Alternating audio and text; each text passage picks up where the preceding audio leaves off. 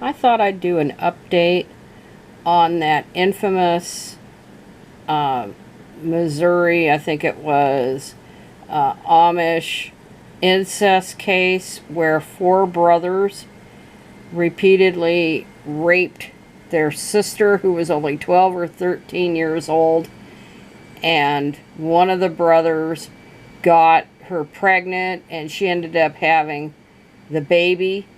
They were told when they were arrested, part of the condition for their probation, which I'll go into that later, but part of that was they had to stay away from their sister. The 2 oldest ones were arrested. The 2 younger ones were not, because they were underage. As far as I'm concerned, all 4 of them should have been arrested. But be that as it may, the 2 oldest, one was 18 and the other was 20, or 18, the other one was 22. The brothers Aaron C.M. Schwartz, 22, and P.D.C.M. Schwartz, 18. And so, anyway, so they were put on probation.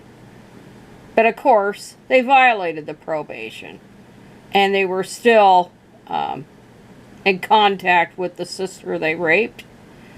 But finally, the judge revoked their probation, and these 2 monsters are going to go and serve a 15-year prison term each for what they did to their sister. Because a circuit judge late Thursday afternoon, and this was on the 21st or 22nd of October, that judge determined the pair had violated terms of their probation agreement, the result of a plea agreement reached after the brothers admitted to engaging in raping. And they keep saying engaging in sexual, and of course, no, they raped her with their sister, who was 12 and 13 years old at the time of the crimes.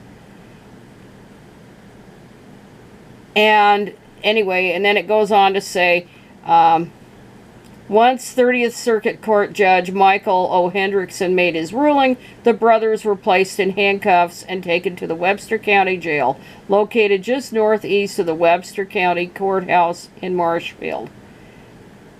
And so they're going to jail. They didn't get away with it.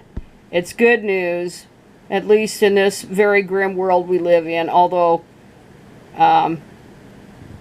the whole thing was an outrage to begin with, and there were a lot of protests against that initial probation ruling.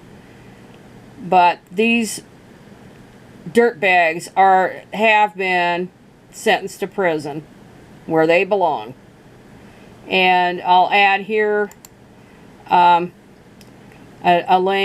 link for this is called the True Crime Daily site.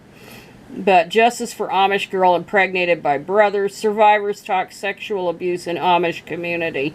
So I'll link that. And I haven't listened to it yet. I just came across this as I was looking at the doing a search on this case last night. So at least there's some good news.